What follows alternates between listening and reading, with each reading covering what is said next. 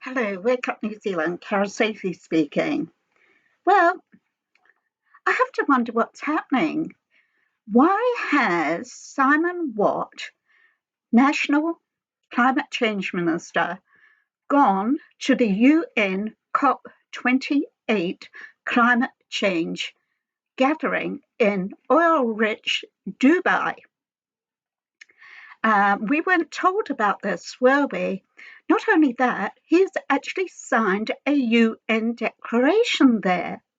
So let me tell you more about that, because this government, I thought, might be transparent, but obviously is not. So I've been reading a book, first of all, by David Seymour. It was published in 2017 by ACT Party, and the author is David Seymour himself. And in page 170, there's a chapter and it's headed, "In ACT, we tend to be optimistic." And Seymour's book is titled "Own Your Own Future, a Liberal Vision for New Zealand 2017." And he concludes in the text of the book, in this chapter, "We embrace markets, technological innovation." And he goes on to say he had a reason to think that doomsters, and he refers to climate alarmists, doomsters, that they underestimate, even ignore technological change. If basing the predicted future on the basis of current technology, you will be wildly wrong, he says.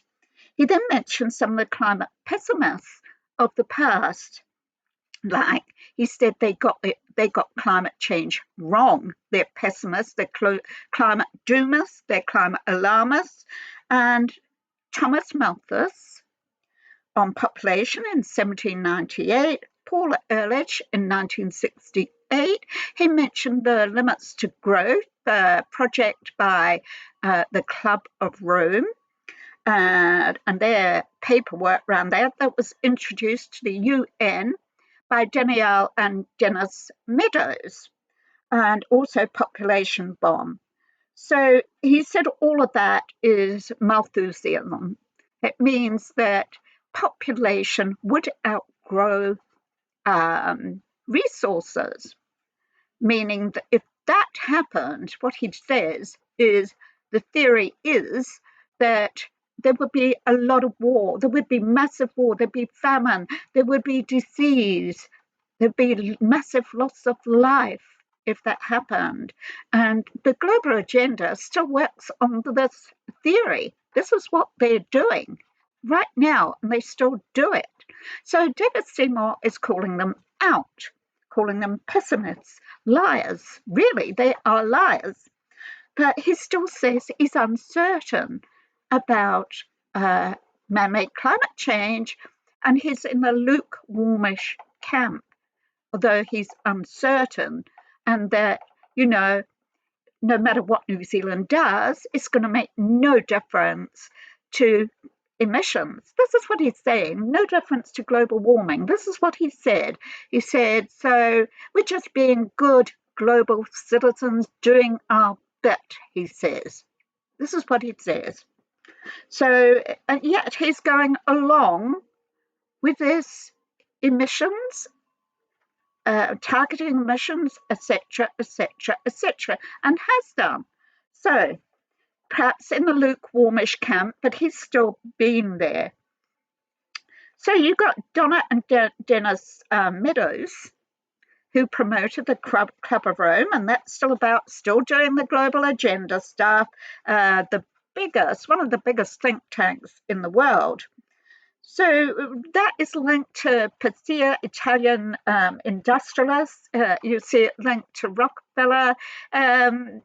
All these nation states, governments, etc., they even impose what they believe into policies worldwide and into the UN. They are big, and they've been around for a long time. So they spoke at the International Conference in Rio in 1991, and also at many other international conferences. The book, Limits to Growth, sold huge amount of copies.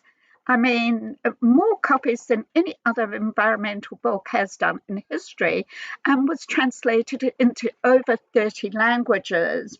And also, David Seymour mentions Al Gore, as being one of these climate doomers, and said that in 2006 that Al Gore had projected that we only had 10 years left to save the planet. 2017, he says, and we're still here, and there's less poverty in the world today, and we should be embracing that, etc., etc. So he proved him wrong. So he's calling Al Gore a liar.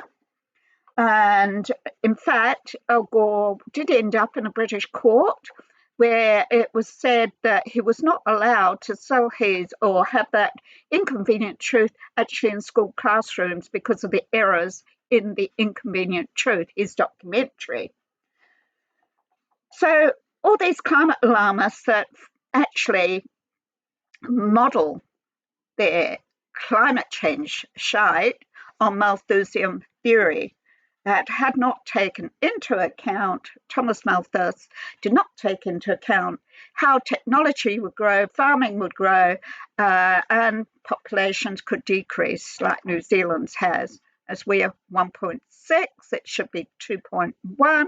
The World Bank, IMF, set that replacement population level for each country is all the same, and it's all to do with replacing the population. And ours is 1.6, so we're well below population replacement rate, as many countries are, as they are also depopulating. So going back to UNFCCC or IPCC, the COP28 UN Conference in Zilch, Dubai, which is on from the 30th of November to the 12th of December, where on the 10th of December, they're going to have their very first health day. So that's including that of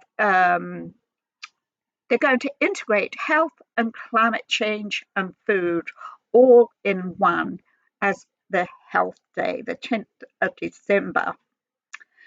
So COP28, the UN declaration that Simon Watt has actually signed on sustainable agriculture, resilient food systems, accelerated climate change, the role for food production must play in reducing emissions, a broad commitments intended to scale up this adaptation, acceleration to implement the global agenda. And he signed that, shifting from higher emissions, gas emitting practices to sustainable consumption practices and production.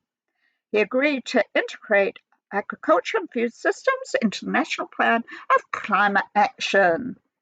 And this was to be done before the next, before COP30 in 2025, which was going to be held in Brazil, the transformation of agriculture and food systems in New Zealand and worldwide, the global agenda. The declaration includes, within 7 years remaining to achieve our shared goals, we intend to strengthen, collaborate among our respective ministries, including agriculture, climate, energy, environment, finance, health, and diverse stakeholders, public-private partnerships for profit, PPPs. That's like the government and the asset management, the global asset management of BlackRock, that sort of thing, investments by international corporation for shareholders. Shareholders are number one for asset management because they're the ones who keep the asset managers going alive. So it's always their profits first. And who pays for that? Well, the consumers, of course. That would be commercial and domestic consumers, you and I. And the farmers are going to pay a lot more. They will be severely targeted.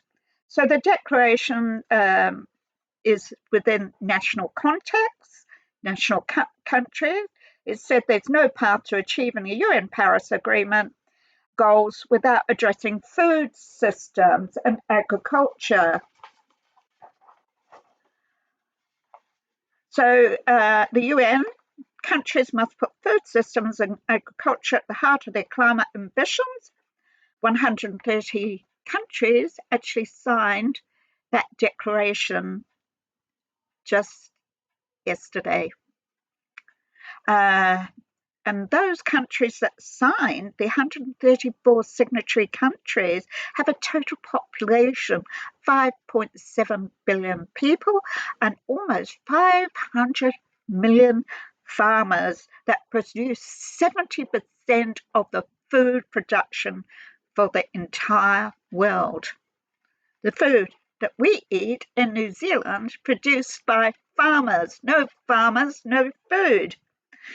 Greenpeace has pulled the government up by saying that, hey, you've got to alter those policies that you say that you're going to do with ETS, etc., and you've got to go back to environmental regulations, review those policies.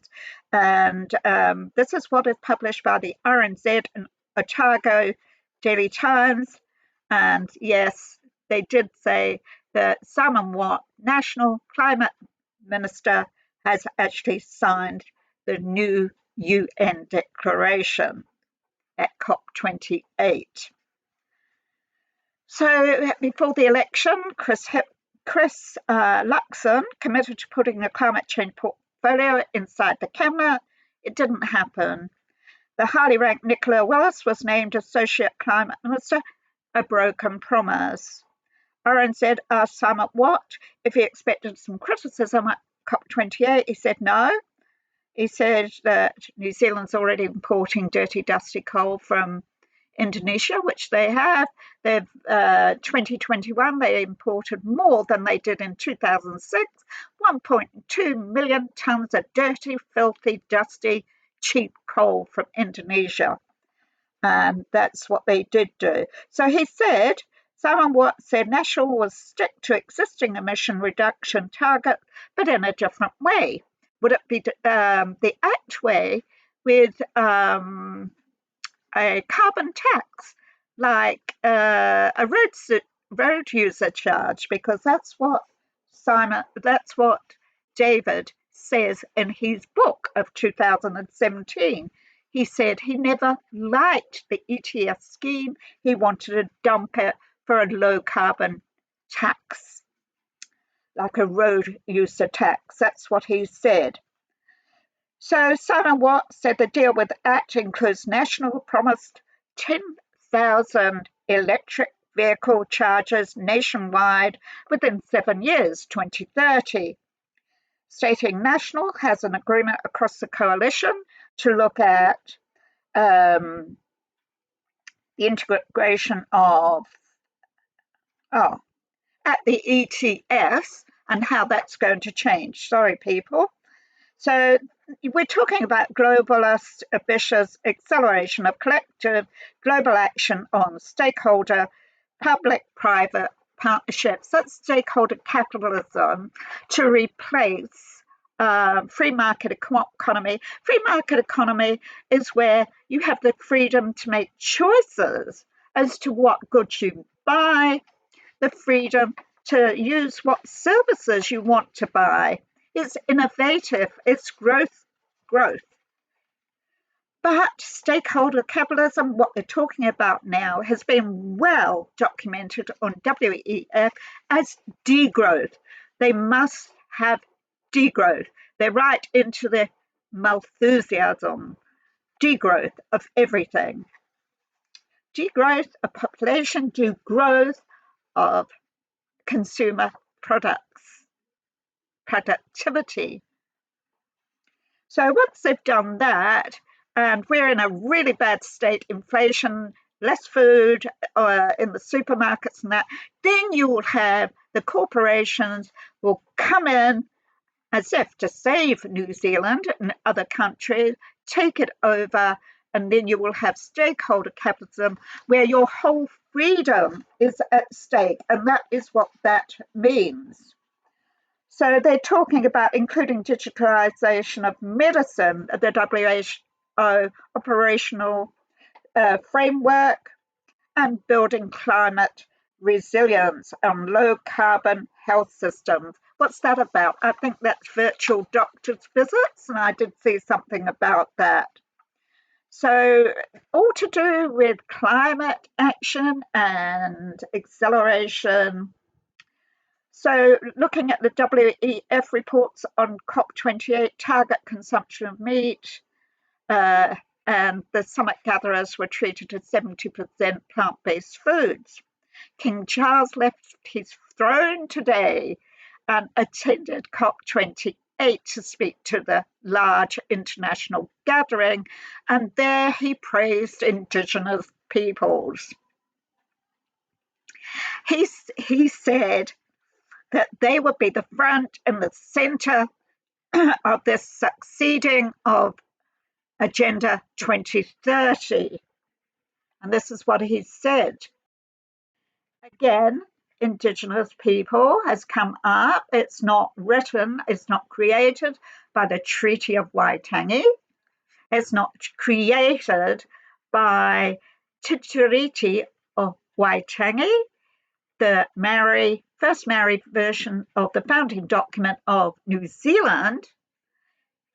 That didn't even create partnerships or principles, let alone it did not create Indigenous people. So that came later when George Manuel in 1970s came to New Zealand with a Canadian delegation that was sent by Pierre Trudeau, Justin Trudeau's father, who was president of Canada, to New Zealand. Because George Manuel, who was of the Canadian Indian Brotherhood, was promoting this Indigenous peoples language that was modernized from an old Latin language for this purpose to romanticize natives and tribes post-modernization, prior to 1840, before the colonials came here. So they were to be the forest people, the wonderful world of utopia, the holier than thou, the romanticizing of history, and that's what happened. So when George Manuel came here with the Canadian delegation, he actually met up with some Maori politicians and a Maori entertainment troupe where he pushed this Indigenous peoples agenda into New Zealand, then went on to Australia and pushed it over there in the Northern Territories to a group of Aboriginal students at a university, and that he did. He did that worldwide. He traveled worldwide doing this, a one label for all natives or all tribes throughout the world. He was the president of the Canadian Indian Brotherhood, and he was also the one who established the World Indigenous Council at the UN, where meetings often take place.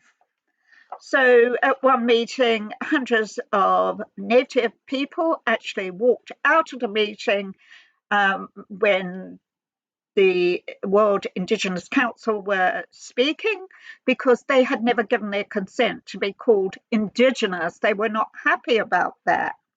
So back to COP28.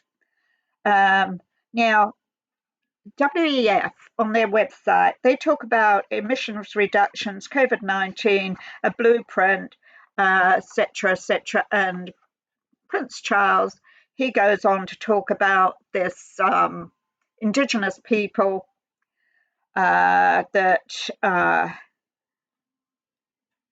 he said were sacred, more holier than thou. They were the answer to actually pushing this and accelerating, succeeding with this global agenda, food, agriculture, and climate change, all integrated together, and acting out as if using the COVID-19 restrictions to actually have enacted out to accelerate climate action by using those COVID restrictions. Now, this is what the WEF say. They document it. So the 2020 Davos launch of their ambitious zero carbon flagship, Zero Emissions 2025 to 2030, reflecting on the COVID health crisis, adapting to ambitious, accelerated climate action. Christine Lagarde at Davos was saying this. Emissions reductions would be dealt with in a different way, just as COVID restrictions, using a narrow window of opportunity, that window of opportunity that King Charles or Prince Charles then spoke about when he launched the WEF, Klaus Schwab's Great Reset. And here he is now at this global gathering, UN gathering, COP28 in Dubai. So the World Economic Forum, who else is at COP28? Well, we've got the World Economic Forum, we've got the Club of Rome, and we've got UN leaders. And we've got nation-state representatives. We have business CEOs, corporations. We have academics. They're all there for one purpose: to target you, to get you to think differently, to have different attitudes, to change your diets. Social engineering of behavior, a transformation of populations' habits. Transform your diet. This is what they are saying. They're using the Malthusian theory because who is there is the Club of Rome with their limits to growth. Malthusian. The WEF with their Great Reset, and the UN with their global agenda. So what does Seymour say in his book? Going back to that, Seymour mentioned intense politicization of climate science debates. Global fossil fuel use are based on current technologies and they're widely overstated. We should all be skeptical of intense politicization of climate change debates. It's always suspicious when scientific issues seem to line up with political positions. Saying he's in the lukewarmest camp, the part of global warming he's not sure of. Part of it is probably man-made, probably, he said. But he said he's skeptical to what degree it's dangerous. He said he's moderately informed. He has a moderately informed opinion. He said the fact is that all science by nature is uncertain. The Earth has been warming since the Ice Age. The Romans didn't have frickin' petrol-driven chariots now, did they? Come on. So here's David Seymour telling us, look, I know this, but he says he's uncertain about man-made global warming. He has a moderate opinion, and he refers to climate doomsters, those that are there at the UN now, referencing Malthusian theory, is proven to be wrong many times. Seymour also states in his book, if we are skeptical about the most extremist climate alarmism, the enthusiasts, the climate change dealer, especially those who have built a political program from it, says he always wanted to, Seymour said he always wanted to dump the ETS scheme, replace it with carbon tax. And he said that, of course, he's acknowledging that science is not settled. And he said as knowledge passes over time, and we do get the facts. He says, well, we can either increase carbon tax or we can reduce it. Depends on the urgency. The warmer, lesser or more warmer it is. Seymour writes in his book, whatever actions New Zealand takes, it's obvious this will have zero impact on global warming outcomes. But there is a strong case for us to contribute to the global agenda on global warming because that means we're contributing to be good global citizens. And that's what he said. Why did Simon Watt, National Party climate change minister, sign that UN declaration? Why didn't we know anything about it? Why weren't we told he was going there? How transparent is this government? Will Peters and David Seymour, will they talk to us about this publicly? Will they? Wake up, New Zealand.